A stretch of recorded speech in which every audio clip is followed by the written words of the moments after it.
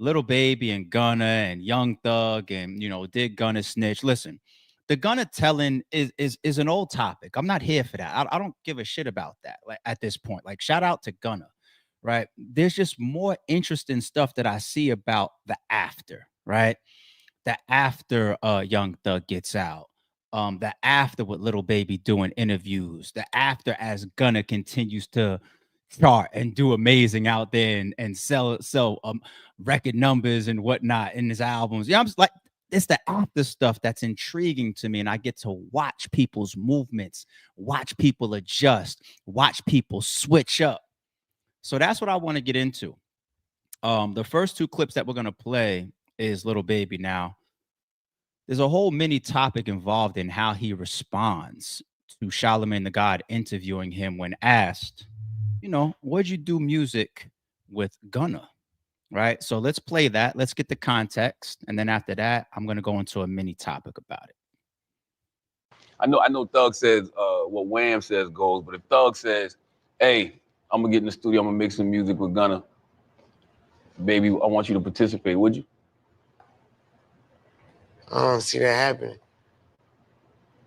No, I'm just saying, like, I want you to participate. I don't know what nobody else would do. You know what I'm saying? But just as far as me, you know what I'm saying? You dropped the 350 record, and you said, ain't never saying nothing about it, nigga, I could really stop right there, but hold on. I think there's a little bit more. Oh, you was a rat, and everybody thought you was talking about. Yeah, but everybody, this is just the internet where they gonna create. I talk about rats in every song I had since I started rapping. So now, it'd be like, they just create a narrative and go, I might not even be talking about a nigga. So whoever a rat, you know what I'm saying? I'll tell you right now, man. Lil Baby is clearly he's not that comfortable in this interview. And it's because it's fucking Charlemagne, right? Charlemagne will lead you down the road of getting you to say some shit. People are pretty much guarded, okay, when they interview with Charlemagne. At this point, I'm pretty sure you have to be. He's smart, he's cunning, he don't give a fuck about you. He'll have you out there looking crazy if you let him. So his interview with Lil Yachty, and we're gonna bring clips of that up in a second. You see a big difference in body language. He's not standoffish. He doesn't seem so uptight. He's being very calculated and careful with Charlemagne, which shows a level of understanding, awareness, and intelligence to begin with, right? But let's get into this answer right there about Gunna. He said, I don't see that happening when asked about would you collab with them, or what if like Young Thug, like try to put something together. He said, I don't see that happening. I think the immediate thought for a lot of people is like, okay, is he saying that he doesn't see Young Thug working with Gunna? I mean, we saw the obvious tweets come from Young Thug, right? They're like, yo, Gunna or whatever, stop acting like we friends. I don't know you, sir. Like whatever he tweeted. And then people was able to like catch up and say like, yeah, that whole plea deal of him still being able to be around Gunna post his release, that's business. That's record label stuff. That's politics and contract stuff. But Young Thug obviously is not taking a positive position about what Gunna did in court, right? So Lil Baby has always supported Young Thug the whole time through this process. I think the rap that he sent him $1 million for his lawyer fee, his legal fees, and all that type of stuff. Young Thug tweaks whatever Wham goes. Wham is Lil Baby's alias. So whatever Wham, whatever Lil Baby outside at the time says, that's what I'm on. They kind of in cahoots. They have them same street principles about being anti-snitch, anti-rap. So he says, I don't see that happening. But I don't think he's just talking for Young Thug, and he even makes it clear that he said, well, I don't know about what nobody else would do. I don't see that happening. You want to know why I think that's such a solid response? Let me give y'all an analogy. Let me break down an analogy for you. If one of my friends gets into it with somebody, now let's say the person that he gets into it with, let's say that person and me, I don't want to say friends. Let's say that person and me is like associates or business partners, or we done got money together, or we collabed and did music together before, right? Now, let's say my friend, my actual people's my friend, because Lil Baby and Young Thug go back. They got old songs, rapping, showing each other. Like Young Thug used to give Lil Baby money just to get out the street. Like, I want you, whatever you out here doing right now, I need you off these corners. Hold this money and let's get to just to pay him off the street. They go back. They are true friends in my eyes. Okay. The Gunna and Lil Baby and all that. Let's just assume that they were industry buddies. Okay. So if you and this associate, or let's say the friend and the associate of yours get into it, something serious, you have nothing to do with it. It's not your business at all. But from the outside looking in, as you're watching your actual friend and this also the associate get into it, you see the associate do some shit that breaks your codes and breaks your morals and breaks your principles as a man or a street nigga or just your code, period, right? You see the associate doing some shit. If y'all are staying up with the story, like the parallel there is like something in court that which Gunna did that Baby wouldn't agree with, right? Stay with me. But you watch the associate do some shit and you're just like, I don't fuck with that at all. Regardless of their beef and what they got going on, what the associate just did, I don't fuck with. Now, fast forward, what if the friend ends up befriending again that associate? The friend and the associate, they become cool again. They get back together, they start rocking again. Where does that put you? You know what that's supposed to put you? That's supposed to say, the friend, I feel a way towards him as far as what he just did, him retracting and going back on something that he really should be standing on. So you have to look at your friend a certain way. But the associate, you can't let, just because the friend and the associate got back together, you can't let that put you back in the mix with the associate when you already had your own individual position. Like, oh no, when y'all was into it, I seen you do some shit that I can't stand next to. And that's why I like when Baby, like he kind of continued to add more context. Like, I don't know what other people would do, but I can't. There's no going back from that. The only way to play that, especially from like an industry or business level, right? When you're asked that question or the position that you take, it's pure neutral the whole way through. 50 Cent did it, the classic example of that when they asked him on camera about, yo, what's your thoughts on Baby and Lil Wayne getting into it? Remember when Baby was like holding up Lil Wayne from putting out his albums and all that type of stuff, and Lil Wayne was dissing each other. They was into it, right? When they asked 50 Cent about that, 50 Cent's answer was, look, man, I ain't choosing no sides. I ain't getting into that because you know what's gonna happen. Them two niggas gonna end up making up, and then everybody else that was doing interviews and going on the record picking a side, one of them niggas is gonna remember, oh, you stood against me, and now them niggas is friends again. So what Baby just did right there is so fucking solid, because you would think Young Thug has just as much weight as Lil Baby, right? They even have the same strongholds. Like I know that Young Thug can't be in Atlanta because of his plea agreement, but that's where his stronghold is. It's Atlanta. That's where they both came up, Atlanta. That they're both friends from Atlanta, Lil Baby and Young Thug. And Lil Baby, his clear position to me as I read into it is like, yo, if Young Thug want to go do music with him, I'm still gonna stand over here. It ain't supposed to be, oh, Young Thug is this big guy and he cleaned it up. He's cool with Gunna again. He's doing music again. So I guess I could. That's where you get the snitches. That's where you get the turncoats. That's when you get the people, they're not individuals. That's where you get the people that they can't stand on their own too. They can't. If I stop fucking with somebody because something that he revealed while he was into it with you, and then you get back dealing with him again, I'm looking at you a little funny too. Like, I gotta watch you too. Because you wasn't even supposed to be going back to fuck with the person. Got me over here standing a certain way with you because of what I see for myself. And then you went back into, nah. That was pure solid. And he has to stay there and stand there. And he looks like he has no problem doing it, regardless of what Young Thug does. So everybody that's still waiting to see like that plea agreement, is Young Thug and Gunna eventually going to do music? Doesn't matter to Baby. And it's not supposed to, right? I'm gonna bring the second clip up here, but before we get into it, before I talk about it, I just want to say once again for the people in the back, what's your definition of being real? What's your definition of being real? Right? Real nigga, real man, real one. What's your definition? The common word in there is real. What's real to y'all? Bust your gun. You ain't snitch. Keep it gangster. Right? You ain't duck no fades. Y'all fucked up the word real. Y'all fucked up a real nigga, a real man, a real one. You fucked it up. Everybody attached street shit to it.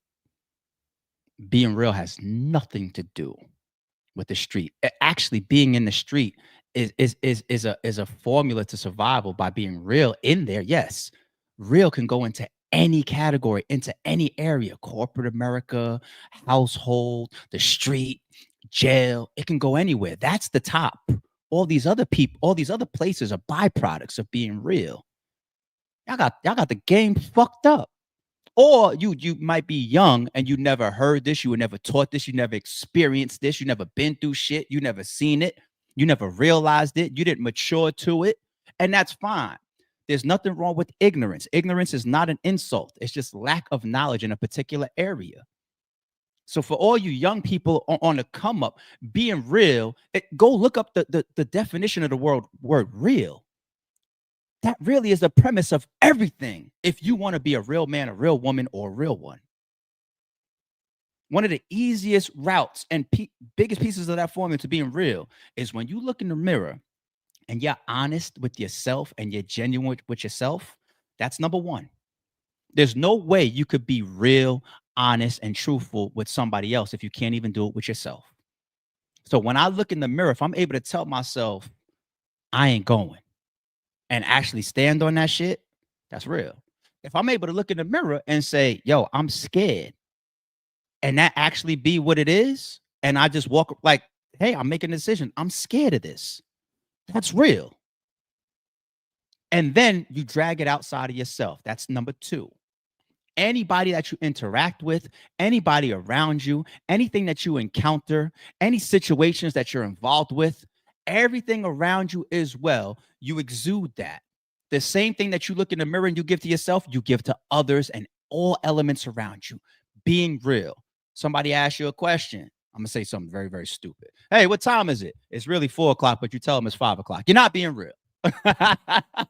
I know that's a stupid example, but I'm going all the way down and simplifying this for people that don't understand what being real is. Being real. Okay? Now, there might be small little outliers of when you can get away with not being real. Okay? I'm not saying me. I'm just giving y'all some outs here, okay? If you're on the stand, okay? Hey, did your best friend pull the trigger? I don't even know who that man is. You say that's my best friend. I don't know that nigga like that. Hey, it's okay to do that. You don't have to look the jury and the prosecution and the judge in the eyes and keep it real. All right. So that's one. Here's the second out that I'll give y'all. Once again, I'm not saying me. Here's a second out that I'll give y'all. Some of y'all don't keep it real with y'all significant others, right? I ain't gonna kill you for that. I got very, very close friends and people that I know and I've been around over the years, and they may have lied once or twice to their significant other. I don't then look at them and be like, damn, you's a fake nigga. You know what I'm saying? Like, everybody gets a pass. Ladies, y'all do it too. You get a pass for that, okay? The third pass is lying to children, and the type of lie then matters, okay?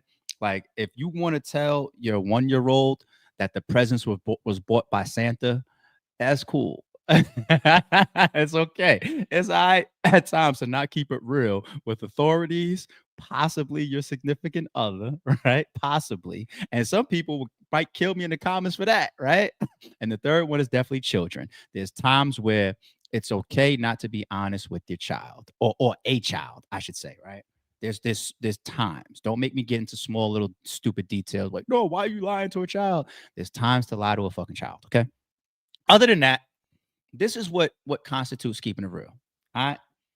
Let's get into this piece right here. And this is gonna bleed into the other person that's in the thumbnail. Like, what is somebody else doing in the thumbnail? ARP? I got you. Bear with me. And of course, 4 Pockets 4 had to come to an end. You know what I'm saying? Mm-hmm. When you say of course, I mean, when you say of course. Because the audience that be going on.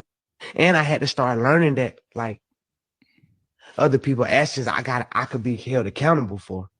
Right. I ain't know all that at first. You know what I'm saying? I never Right. would have went that route, but I ain't know. You know what I'm saying? Now that I know, I'd be a fool to just keep the same thing going.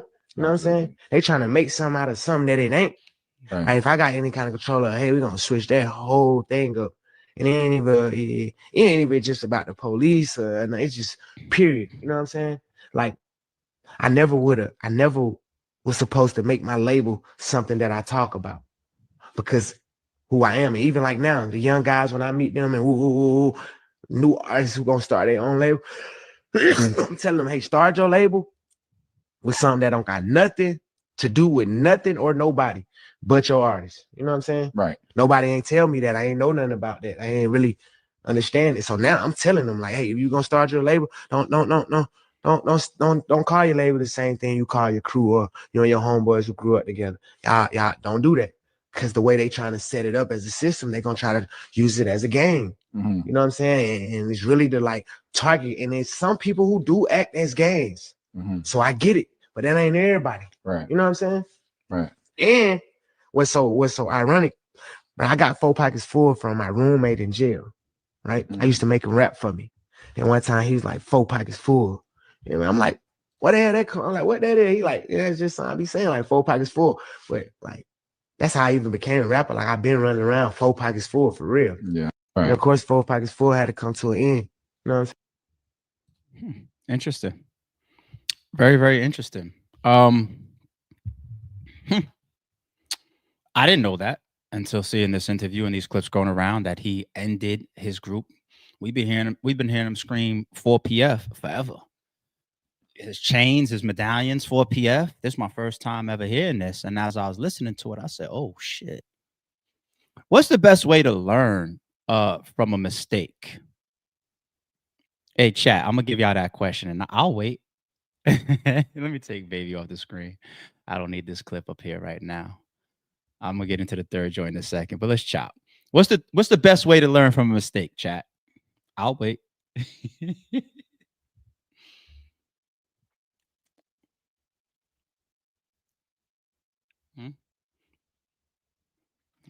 The artist says experienced. That's a good answer. That's a good answer. That's a good answer. Barry White says lose everything. Okay. Best way to learn from a mistake. Black Law Ross, that's a funny name. Says change behavior. Okay. Jay says you can learn from others and see what not to do or trial and error. Okay. So everybody's answer was very good, in my opinion. I feel like based on the circumstances, they could all apply. But the first one that loans perfectly to the point is from these right here, learning from somebody else's. We just took that perfectly from the clip of Lil Baby of what he just said. He said, nobody taught me that when I came in, but I'd be a fool to keep seeing what's going on. I'm paraphrasing now for anybody that missed it. I'd be a fool for looking around and seeing what's going on and still do the same shit. So now that I've learned from other people's mistakes without even, hopefully I never do, because you never know what happens in the future, right? These indictments should be coming 3 years later and shit. But now that hopefully I escaped being on that road, I can teach people. And he just did in this video right here. He just said, listen, you start a label, man. Don't call your shit what your crew used to be or your gang used to be or the people that don't call your shit that. Start something totally new where the only affiliation that it has is to the rappers that you're working with and the rappers that you sign. Because the other people's mistakes that he's learning from is like, we read an indictment the other day on the stream, and they put pieces of evidence into the indictment showing Little Durk's OTF tattoo on his hand, right? They're not allowing him to say OTF is a record label. They're not allowing that shit. They're not going to allow Suge Knight or anybody under him that's catching a charge to say Death Row is just a record label. They're not going to allow that shit. If something comes Lil Baby's way, God forbid, they're not going to allow 4PF to just be a record label. That's how it goes. That's how it goes, right? So him learning that and him applying that, what's the definition of insanity? It's doing the same thing and expecting a different outcome. And Lil Baby just clearly separate himself from all the people that want to practice insanity. That takes a real man to do. That takes a person that's confident in himself. That takes a person that isn't trying to hear no backlash, even from his hanger-ons or the people that he may have even come up around. Like, hey man, what's up with we this and I'm this? That takes intelligence to do. And I know he gets this reputation of like being slow or some shit. It purely just comes from the way that he talks. The man is far from fucking slow. I see that narrative. I get it. And him and academics, they got their own thing going on. So he's running with that and he's tarnishing his image with it. You know what I'm saying? But even in this interview versus the one with Charlamagne, you see when he's more comfortable, how he's able to expand and expound on his points. And he actually just did something that a lot of your favorite rappers never did before. Never did before. Drop my initial shit and get away from it and start whatever else I got to start brand new and fresh before I end up sitting right the fuck next to Lil Durk. Right? That's real. That's smart. And it enables you to continue to be the breadwinner to face, because the head of the whole operation is Lil Durk. Trenches News had some of these OTF members on Instagram posting, selling jeans and stuff. No disrespect. I'm just saying, when the money is gone, when the top person is gone, when the boss is gone, when the leader is gone, everybody is affected. Shit rolls downhill, not uphill. Okay? So anybody that's disgruntled around him that got a problem with him, 4PF, dead, dropped. One of the realest things that he just did by doing that is keeping himself on the street, being able to earn and provide for his loved ones. It doesn't get any realer than that. Because I'm watching 95% of these rappers out here, they're not real enough to keep themselves on the streets to keep providing for the people that need them. Instead, they're so caught up in their past, they so caught up in their gangster, they so caught up in their clout. They have to continue to do that shit and rap about the murders and claim the sets that they came up from. They can't stop doing it. They can't. And this is why I have the third person in my thumbnail. It frustrates the shit out of me because I'm such a fan of this guy. Like he's got lyrics that make this whole point. I'm a friendly scholar, hit it 2-3 times and it's still proper. With that strong white, call this batch a boxer, Ivan Drago. He just pronounced it like that to make it rhyme. Did I really leave the streets alone to rap? I ain't decided. Hit your partner top, he squirm and drip like fishes out of water. I ain't got advice, just hit the trap and play, you make it outer. Get off your phone, get in your zone, we finna slide, cock my yapper. Niggas playing possum. It's blown like we ain't taking souls and putting them with my mama. And don't pat me at no shows, I got my gun and I'm from, and sit roll at the bottom. I don't care how much he did, he ratty, do not get acknowledged. It's G. It's G. We just talked about OTF being in indictments, the tattoos on niggas' hands. We just talked about 4PF getting dropped based on what Lil Baby just said.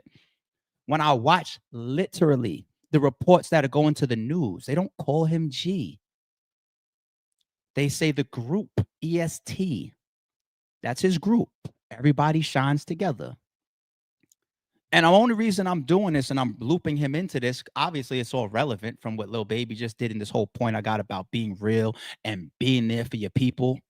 It's like we're at a point when the internet starts grabbing these stories, and when the internet knows your business, when the internet knows your alleged murders and the war that you're caught up in, That's when I get worried for you if I'm a fan of yours. Because if the internet and all this chatter from a fucking a geek that could just sit up in the mountains and edit a video making a documentary around your entire war, like let me not call him a geek, but like if a Trap Lord Ross, who's not even in the same country as you, can create a 2 hour long documentary piecing together shit that's probably going to be in your indictment, that's when you have a fucking problem. He's not from your hood, your state, your country, and he knows too much.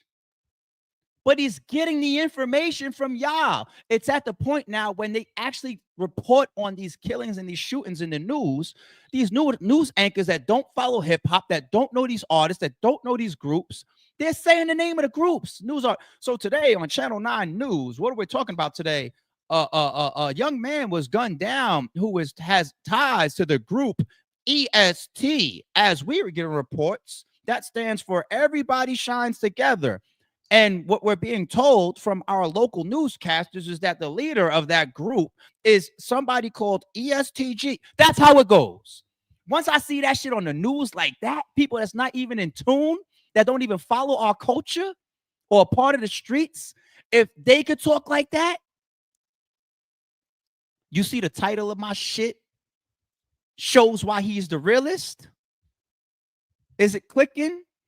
Let's bring it up. I'm telling you, it's because I'm a fan of the nigga. And I'm just like, it's too much in these documentaries and on the internet at this point. Take Lil Baby's advice. G, real shit. Bro, imagine being a multi-platinum artist with worldwide recognition. You spent years in the trenches selling everything from CDs to fence bricks just to make it out of your situation. But unfortunately, as you get bigger, you're unable to leave that life behind you because your ops are on an all-out war with no end in sight. Shots rang out in the 900 block of Baxter Avenue last night. Shooting after a concert was gang-related. Unfortunately, this is the very real life and situation ongoing in Louisville, Kentucky, with a rising rap artist named EST Gee and his clique called the Shiners. Unfortunately for them, it's been a rough couple of months with several high-profile murders. And what was supposed to be a moment of redemption after finally getting allowed to perform in his hometown after years, after the FBI investigations and a ban by the Louisville Police Department, EST Gee suffered an incredible loss after his manager was shot and killed outside of the Summer Jam concert in the city just several months ago. However, fast forward to several days ago, and it looks like his ops have spun again, this time claiming the life of another up-and-coming artist on his team. Tragedy is struck yet again when his artist EST Lil Mike was unfortunately gunned down as well just 2 days ago. This ongoing situation is insane, but it's the products of a years-long beef with a rival gang in Louisville that is no stranger to high-profile shootings and crash-out activity. Man, they even make whole songs detailing how they're gonna murk everyone, bruh. Today we gotta get into EST Gee's secret war in Louisville and the group called H Block that's hell-bent on his destruction right now. We're gonna get into this right now, man, but before we do, I'm gonna need you to do something for me, man. Like, comment, subscribe. We're on the road to 100K subs. Make sure you tap into that. Hit that link in the description at StaySafeWorld.com to go cop some merch, and make sure you hit that notification bell so whenever I post, y'all tune in right away. So let's get into this with chapter 1. The ongoing situation with EST and H Block has a very dark and disturbing story. It has claimed multiple lives over the years, including the lives of both steppers and innocent bystanders such as children. Shit might almost have claimed EST Gee's life himself, and he was a victim of a shooting a couple years back. In my eyes, it seems like this shit says that this war involves children. Once again, let's say this person that's putting together this documentary, right? Let's say it's a Trap Lord Ross. Let's say he's got everything incorrect. You still end up getting investigated. People will look into this shit. People will follow up on this shit. And even if they go down one road to try to follow a particular lead, they fuck around and figure out that that's a dead end, but still stumble on something else, right? Like Gee's got like 5, and I started seeing these shits months ago popping up, and I was like kind of ignoring them, like, come on, Gee. He's really one of my favorites out of Yo Gotti's camp. You know what I'm saying? Like I like him.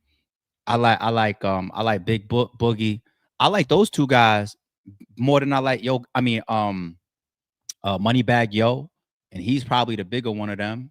I think Glorilla's with them, right? But like G and Big Boogie is probably my two favorites out of Yo Gotti's whole camp. And I'm seeing this shit, and I'm just like it's just like setting them up to be the next indictment, you know?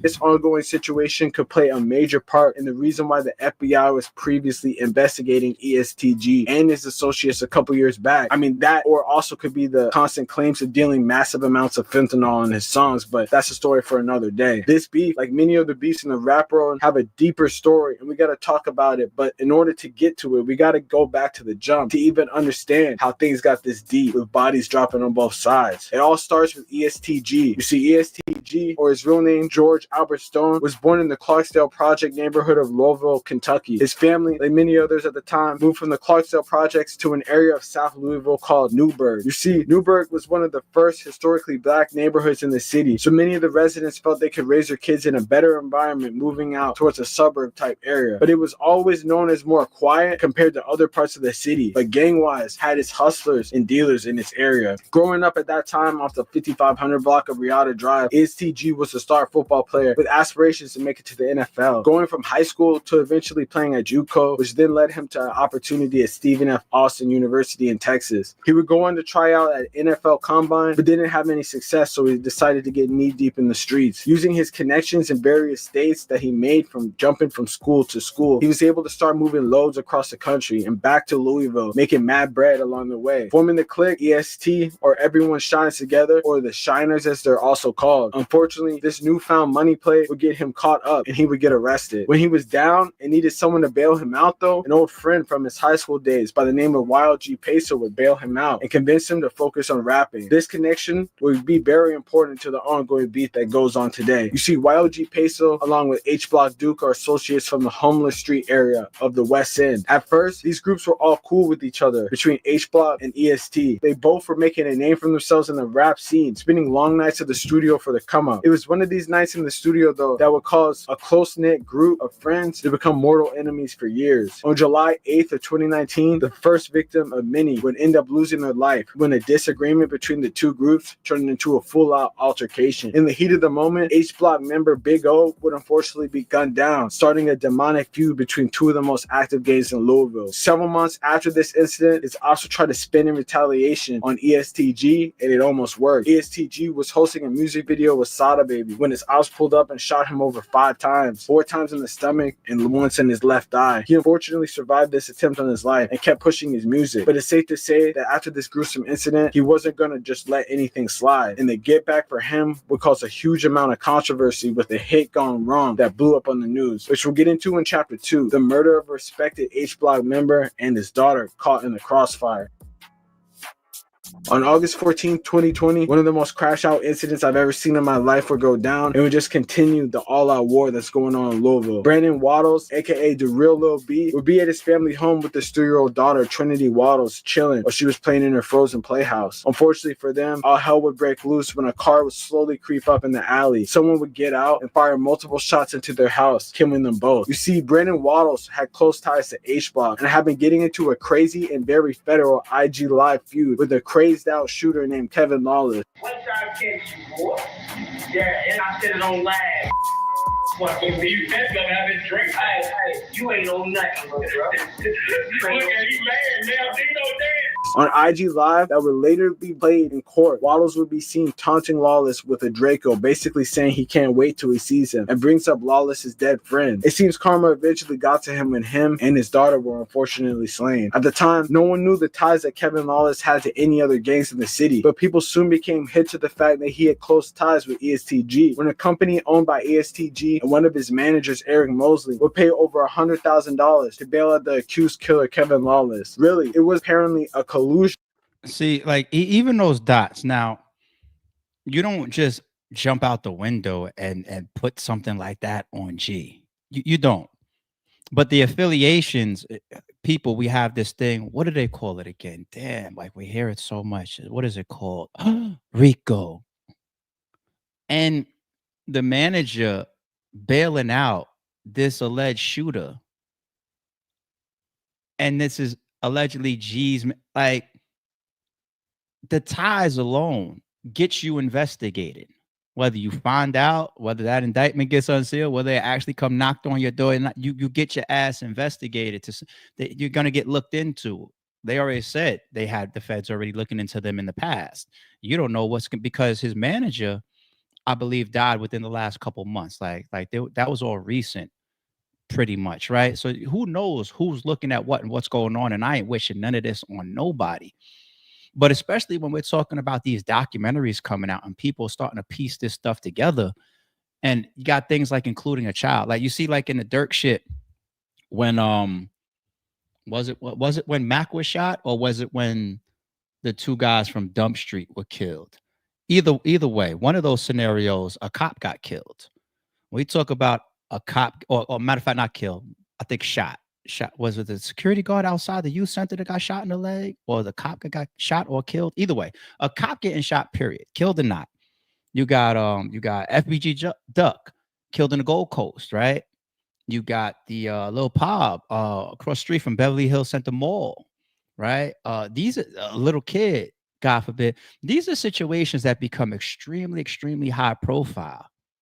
And all the locals, or if it happens in a high tax paying area, like the pressure, and it's supposed to be there, period. I don't want to see this shit happen. I don't want to see a kid get shot anywhere. I don't care if it's in a hood or if in a high fucking tax paying zip code. I don't care where it is. But this is the type of stuff, when that indictment comes, and when somebody with that board and connecting all these dots and all this type of shit, that hopefully these motherfuckers, y'all all study the mafia and idolize and worship in the mafia. You know that's how it goes. They're gonna put one person at the top, and for years or months, just spend all this time connecting these dots. You got the underboss and the consigliere and the foot soldiers, and it's no different here. Okay, you got the owner of the rap label, you got the fucking manager, you got the signed artist. It's the same shit. It's the same shit. You know what I'm saying? Like Dirk had all them songs about the feds and monitoring me, and he got songs named Monitoring Me. And I feel like I always said that. I feel like Dirk knew that there was something possibly happening, right? Because it's just too much on the internet, too much in these songs, too much in the streets.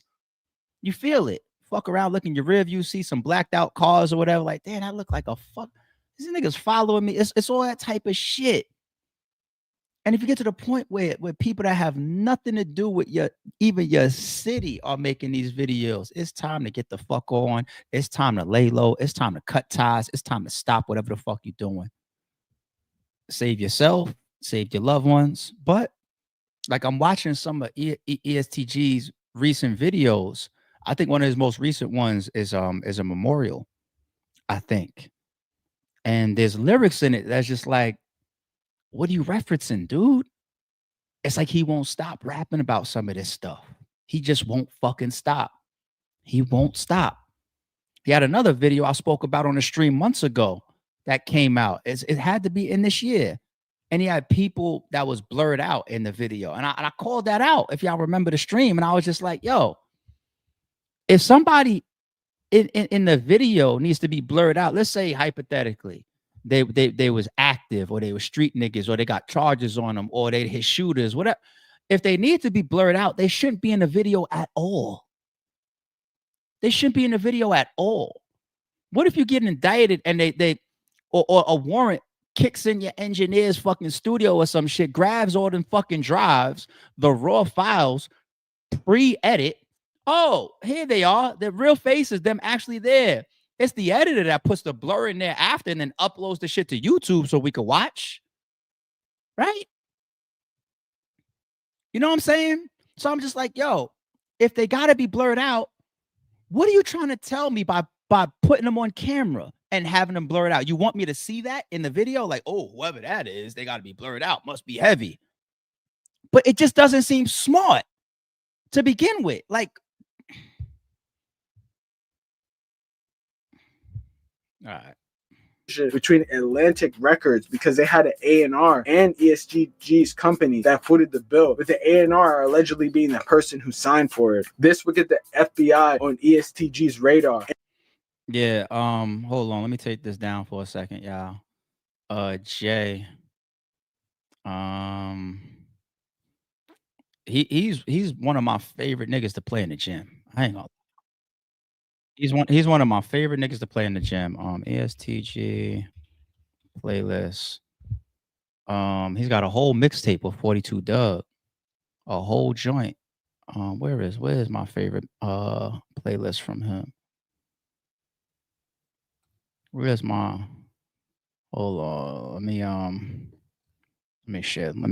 I'll do it here right for you because I'm a real fan of G for real. This shit right here. Can y'all see my screen? Let me make it bigger. This one right here with 42 Doug, Ice Talk. Who got the ups on us? Strap across your shirt like nigga, buckle up. You can't. I send you one. I hit my die. You fuck it up. That shit, real street nigga. My money up. Wait, this bitch like, hey, what's up? That shit is crazy. Where is it? He's got shit with Lil Baby. He's got shit with Yo Gotti. He's got shit with Future. Shoot It Myself. I think he's on tracks with Lil Wayne. He's got shit with Jeezy. He's on the last Jeezy mixtape that came out.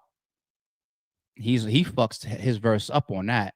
This right here, opinion based. This is old, but Lamborghini G-Ski. He's got a lot of dope. He got hits. He's got, when I say hits, I don't mean like obviously like it was some super chart topping. I'm saying like when you put it on, it's like, oh shit. Ice Talk is on this one. He's got a lot of dope shit. Spin, is this it? With Doug? Yeah. This right here with Doug. Spin. Go put that one on. Listen to the beat of that. That shit is so sinister. What? Play this at the gym. Play EST Gee and 42 Doug, the song Spin in the gym.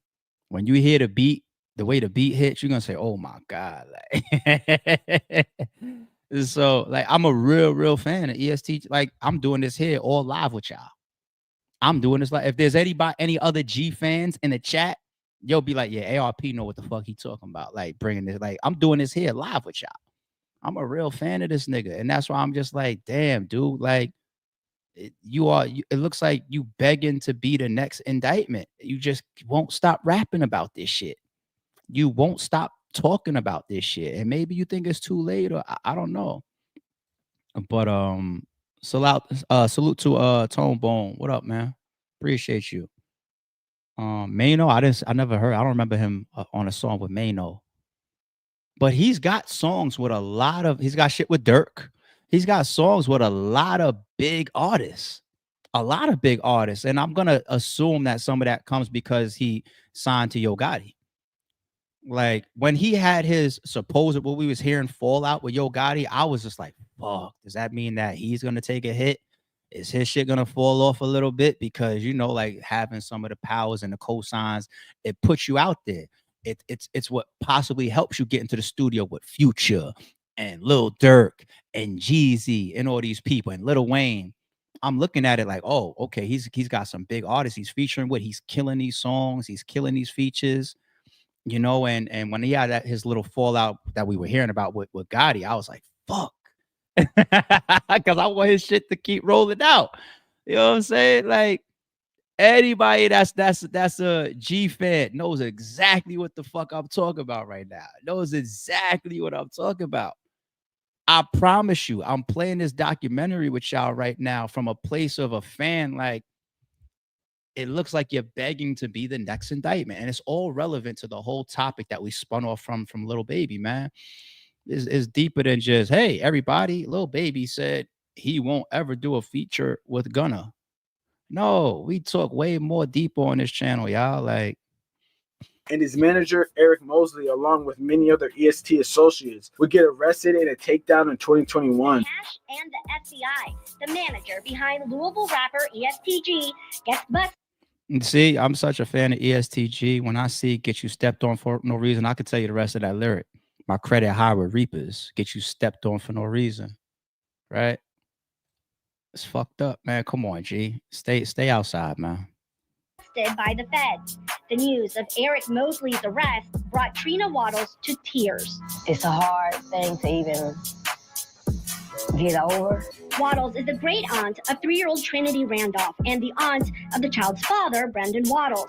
Our troubleshooter investigation found Mosley and EST Gee, or George Stone, paid $135,000 to bail out Trinity's accused killer. Well, many thought that this takedown would take many shooters off the streets and calm the Wait, violence. wait. Did they Did they link G to putting up money to bail him out that allegedly shot the kid too? They got G putting up some of that money too? Investigation found Mosley and EST Gee, or George Stone, paid $135,000 to bail out Trinity's accused killer. Well, many thought that this takedown would take many shooters off the streets and calm the violence. It was far from the case, because a recent slew of violence will continue with multiple people dying on both sides. The most recent being a very close member to EST Gee, which we'll get into in Chapter 3. Following the raid on EST Gee in 2021, there were several shootings that took out the friends of EST and Get Back that would also take out members of H Block. Ever since EST's infamous FBI raid, the police basically banned EST Gee from performing in the city out of fear of retaliatory shootings. Several years later, the city finally agreed to let EST Gee perform at a Summer Jam concert with huge headliners. I guess they thought the amount of people that this event would bring would outweigh the safety concerns. The city agreed to it, and even though a heightened police presence was there to ensure that nothing crazy would go down, something definitely went down. EST Gee's booking manager would be gunned down right outside the venue. The EST Gee Summer Jam concert was held behind me here at the Yum Center on Saturday, but LMPD's concern and warnings about gang violence connected to the concert started much earlier this year. Louisville police had extra officers outside the KFC Yum Center for Saturday's concert. These are some questions WDRB recently submitted to LMPD's interim chief Paul Humphrey regarding EST Gee. What concerns did the department have before the event? The response: Mr. Stone's validated gang member status and the EST Gee gang's involvement in prior violent crimes that have taken place in our community, paired with the information we received leading up to the concert, is the reason extra security was put in place. Humphrey also told us police shared concerns with the Yum Center as early as April. We also asked, is there a connection between the concert and the homicide that happened several blocks away? LMPD said George Albert Stone III, or EST Gee, and the homicide victim, Devontae Beach, are validated gang members. Devontae Beach, aka EST Big Beach, was sitting outside the KFC Yum Arena in his car when shots would ring off, claiming his life. The shooting occurred on the 800 block of West Main Street, with EMS pronouncing Big Beach dead at the scene. They've yet to have any suspects coming out, but many pointed to the ongoing situation with H Block as the main reason for his death. Regardless, it remains to be seen how he was posted up in the block and didn't notice anyone coming up to his car, as well as how would these would-be shooters know exactly what car he was sitting in. It was a lot of random and strange questions. Even though this would happen, bloodshed would not stop there, with another high-profile shooting happening just 2 days ago that claimed the life of another EST member, which we'll get into in the final chapter. He said 2 days ago. Let me see how old this video is. This video was a couple months ago, August 13th. So a lot of recent activity still. Chapter 4. It's crazy that words from a song could be an ominous foreshadowing to your untimely death. When H Block Duke would rap that Lil Mike almost got whacked and ain't get back, ain't want to beef with us, bro, he took that seriously, because honestly enough, EST Lil Mike would be gunned down just 2 days ago. It was a violent night in the Highlands. 2 are dead and another is injured in an overnight shooting. It's our top story here on the Night Team. I'm Alex Dieterer. Police say shots rang out in the 900 block of Baxter Avenue last night. WHAS 11's Alexandra Goldberg and photojournalist Aspen Hester have the latest update. Violence late Saturday night in the Highlands, a shooting that left 2 dead and 1 injured. Here on the 900 block of Baxter Ave, questions still remain over the precise location of the violent incident. But what we do know is that Highlands bargoers are shaken up. Officers were called to the 900 block of Baxter Avenue around 1:45 a.m. on reports of shots fired. 1 man was found dead at the scene. 2nd man was taken to U of L hospital where he died. Later, police were notified by hospital staff of a 3rd man who had taken himself to the hospital after being being shot. He's expected to survive. Unfortunately, one of the men who were killed was a parent Shiner member, EST Mike. EST Mike had a documented history of dissing as well. Bro even had a song called like Piss on Your Grave or something like that. Bro was going crazy. And honestly, the scene in Louisville is one of those scenes that kind of remind me of like the Chicago drill scene, especially with this dude, H-Block Duke, basically going out of his way, dropping mad ESTK diss tracks and everything. Seems that he's hell-bent on ending these dudes. I mean, this whole situation is full of just crash outs, full of just sacrificing it all, you know, murking people and innocent bystanders, but it's stuff that they rap about. And it just goes to show, man, even when you're big and successful, it doesn't even matter. You shouldn't even stay in your own city because people are looking to end you. I don't know why if you were in EST that you would still be in the city at all. Like, I don't think anyone from that group should still be in the city, especially with all the fame that you have, you know. Let them have that. I mean, I understand that a lot of your family is there and there's a lot of things that you don't want to leave behind when you go to like New York or LA or Atlanta or something like that, but man, it's not worth it. You see one by Yeah, I mean, that's another topic within itself. So all related. You see why I brought that video up. I think he's a smaller artist in scale of a lot of the things that and the folks that we cover on this podcast so far. But I'm not just like, hey, if it ain't Jay-Z or Diddy, like I don't mind talking about anything that's interesting to me and interesting to the chat, you know, and interesting to the channel. But shit, G, if you ever see this, I have one request, man. Please go backwards a little bit as far as your voice and your delivery. As a fan, he is so entrenched right now into that lean voice. He's gotten all the way into that mode, and it's just like, okay, I don't know if you got your double cup in the studio with you all the fucking time, or if that's what you're going for, that sound. But damn, I want his voice to get back to the clearer, less leaned out voice that he was always doing on some of his better tracks and his better verse. He's still a very good rap, and his flows is solid as shit. You know what I'm saying? It's just he's getting so much into. I'm like, yo, don't get to the point we can't even fucking understand you. You know what I'm saying? Once again, my G fans know what the fuck I'm talking about. But all right, I'll leave it there. I need y'all to help me out in the chat. I think we had a pretty solid topic about Lil Baby and his answer. We broke down his answer about featuring with Gunna, regardless of what Young Thug does, right? And then we talked about him parting from his come up gang or label that he brought in, the YPF stuff, and saying this dropped. I gotta start moving different, right? And then you guys understand more why I put, you know, is he the realist for doing something like that? One, to stay out here to provide for his family in the thumbnail as well as the title, right? So answer below.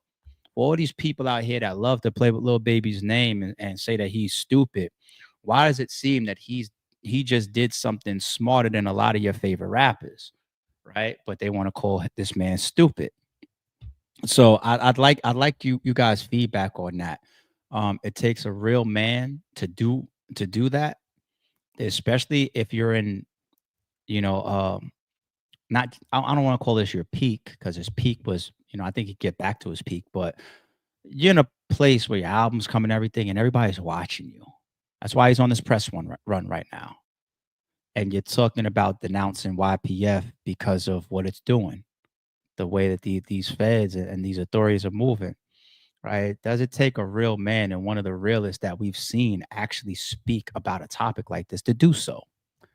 I believe so, but I want y'all feedback in the comments, so let me know where y'all stand on that. All right, we'll see if we get a second stream in today. I don't want to promise. I got a bunch of running around to do. I got to finish out a little last minute Christmas shopping for a couple new people that was added to my list. Like, oh shit, I forgot that. I got a bunch of errands to run. I'll see what happens. Maybe tonight, but if not, y'all enjoy the rest of y'all Saturday, and we'll be back ASAP. Sorry, it's true. Don't confuse silence with work ethic. I'm a boss, making decisions my first fetish. The verse cherished is perfect, that's a reverse blemish. I dropped it, connected the block, learn Tetris. This is the Sorry, it's True podcast. Welcome to the house up. And shout out to the members. Without my, they still got a gun.